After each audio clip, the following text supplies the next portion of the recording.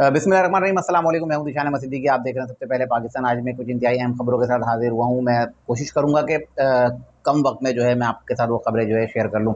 पहली मैं खबर दूंगा, वज़ीर आला पंजाब मरीम नवाज़ की जानिब से एक ऐसा इकदाम किया गया और ये वो क्या इकदाम है, मैं इस पर बात करूँगा। इसके अलावा बात करूँगा अदलिया और इस्टेब्लिशमेंट आमने सामने हैं, और इसके अलावा बात करूँगा क्या चीफ जस्टिस ऑफ पाकिस्तान काजी फ़ाइज़ साहब की मुद्दत मुलाज़मत में तौसीक़ की जा रही है इस पे। और मैं हमेशा एक खबर देता हूँ कि जो ये हुकूमत जो है इस वक्त की, जो 2024 में इलेक्शन के बाद जो हुकूमत बनी है, ये हुकूमत अपनी मुद्दत पूरी करेगी और इसके और इस्टेब्लिशमेंट के दरमियान कोई तनाव नहीं है और सारे मामला तय हैं। और क्योंकि बहुत से लोगों का ख्याल ये है कि शायद ये हुकूमत जो है अपनी मुद्दत पूरी नहीं करेगी और इदारों के दरमियान जो है तनाव है, खिंचाव है और ये सिस्टम बैठ जाएगा। तो मैं हमेशा से एक बात करता हूँ कि सिस्टम चलेगा और पूरा अपनी मुद्दत पूरी करेगा और सिस्टम में कोई खराबी नहीं है। सिर्फ उन लोगों में खराबी है जिनकी ख्वाहिश है और जो सोशल मीडिया पोस्टें करते रहते हैं कि ये सिस्टम आज गिरा, ये सिस्टम कल गिरा, ये सिस्टम परसों गिरा। तो मैं इस पे भी थोड़ी सी रोशनी डालूंगा। पहले मैं आता हूँ मरीम नवाज़ के ऐसा इक़दाम की तरफ। मरीम नवाज़ की जानिब से पंजाब में जो है कैंसर, दिल, हेपेटाइटिस के मरीजों के लिए फ्री अद्वियात का ऐलान किया गया था। अब इससे बढ़कर उन्होंने एक फ़ैसला किया है जिस पर इनको खराज तहसीन पेश किया जाना चाहिए, क्योंकि बहुत से लोगों को इनके काम पर, उनकी कारकर्दगी पर एतराज़ है। इन्होंने 16 रुपए की रोटी की तो उस पे लोगों को एतराज़, ये पुलिस यूनिफ़ॉर्म में आई थी उस पे लोगों को एतराज़। लेकिन कोई ये नहीं देख रहा कि अब ये जो डिलीवर कर रही हैं, ये आम आवाम के लिए डिलीवर कर रही हैं, ये अपनी कुर्सी के लिए, अपनी हुकूमत के लिए नहीं कर रही।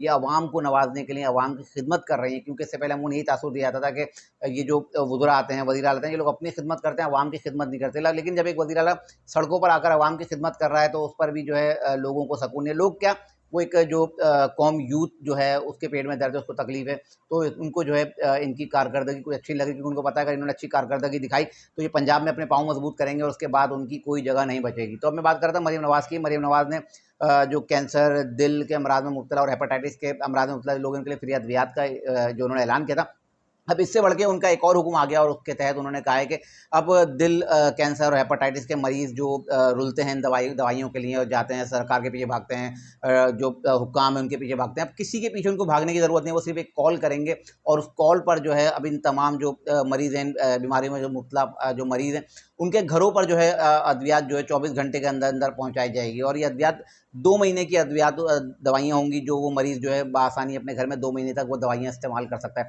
तो मेरी नज़र में तो ये एक अच्छा इक़दाम है, क्योंकि यही अवामी इक़दामात हैं जो करने चाहिए। क्योंकि अब आपने अद्वियात तो फ्री कर दी थी, लेकिन अगर कोई दवाई लेने किसी अस्पताल, डिस्पेंसरी कहीं जाता है तो आपको पता है उसमें भी किराया लगता है और गरीब आदमी के लिए इस वक्त तो इलाज कराना बहुत ज़्यादा मुश्किल है। ख़ास तौर पे अगर हम बात करें कैंसर की, दिल की बीमारियों की और हेपेटाइटिस की, तो इसकी दवाइयाँ कितनी महंगी हैं। तो कोई भी शख्स अगर किसी भी करीबी मेडिकल स्टोर पर जाए, वहाँ से मालूम करे तो पता चल जाएगा कि आपको ये अद्वियात कितनी महंगी है। बहरहाल मरीम नवाज़ के इस इक़दाम को मैं तो एक अच्छा इक़दाम कहता हूँ और उनको मैं सलामी पेश करता हूँ कि वाक़ई में आप एक अवामी वज़ीर आला और अवाम का आपने सोचा, अवाम के लिए आप जो है वाक़ई में कुछ कर रही हैं।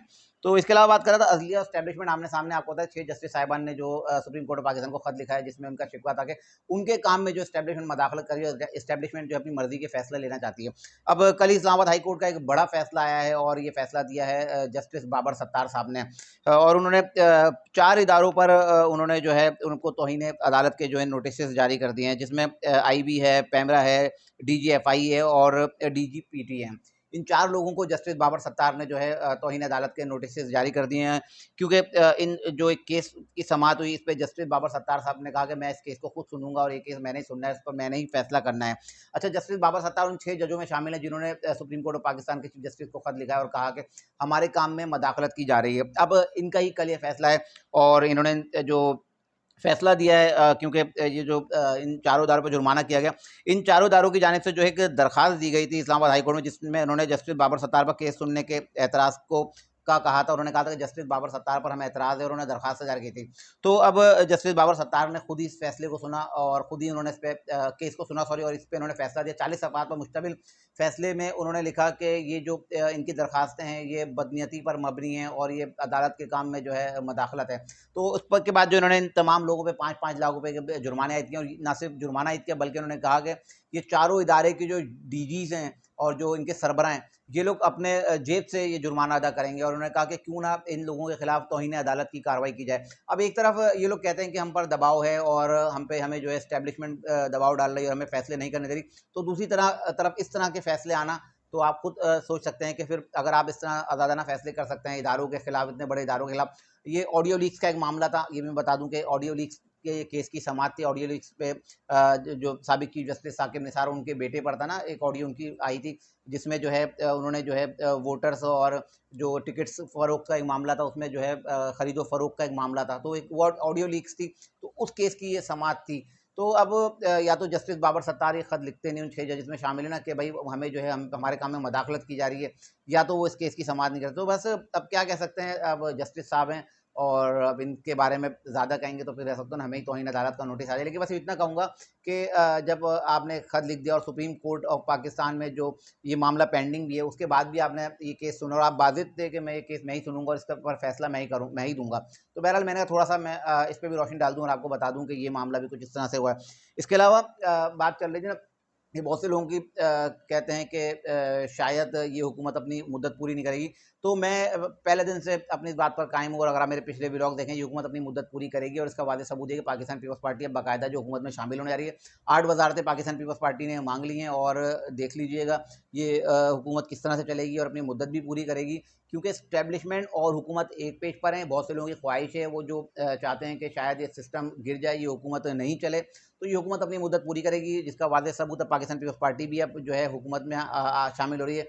8 वजारतें फिलहाल अभी उन्होंने मांगी और 8 वजारतें उनको दे दी जाएंगी। वज़ीर-ए-आज़म मियां शहबाज शरीफ और बिलावल भुट्टो की मुलाकात हुई, उसमें तमाम ये मामला तय हुए हैं, क्योंकि बिलावल भुट्टो साहब को कहा गया कि आप अगर गवर्नर्स मांग रहे हैं तो आपके गवर्नर्स के नोटिफिकेशन या गवर्नर्स के हलफ उस वक्त लिए जाएंगे जब आप वफाकी काबीना में शामिल होंगे। तो बिलावल भुट्टो साहब ने अब इस पर रजामंदी जाहिर कर दी और पाकिस्तान पीपल्स पार्टी भी अब जो है वफाकी हुकूमत में शामिल हो रही है। तो वो जो लोग कह रहे थे ना 24 घंटे, 48 घंटे, 72 घंटे में सिस्टम ढह जाएगा, ये सिस्टम चल जाएगा, ये सिस्टम खत्म हो जाएगा, तो उन लोगों के लिए एक बुरी खबर है कि अब ये सिस्टम चलेगा और ये हुकूमत चलेगी। क्योंकि अगर मेरे पिछले व्लॉग देख लें तो मैं ये बात शुरू से कहता हूँ, शायद मैं ही वाइस शख्स हूँ जो ये बात कर रहा हूँ कि ये हुकूमत अपनी मुद्दत पूरी करेगी और ये सिस्टम चलेगा। ये सिस्टम कभी भी खत्म नहीं होगा, ये अपने 5 साल पूरी मुद्दत पूरी करने के बाद ही ये सिस्टम खत्म होगा। इसके अलावा इसकी दूसरी जो निशानदेही मैंने अपना चौथा पॉइंट बताया था, चीफ जस्टिस ऑफ पाकिस्तान काजी फाइज ईसा साहब की मुद्दत मुलाजमत में तोसी की जा रही है, नहीं की जा रही, तो अब हुकूमत इस पर गौर कर रही है और इस पर कानून साजी की जा सकती है कि जो जस्टिस साहिबान इस्लाम सुप्रीम कोर्ट ऑफ पाकिस्तान के, उनकी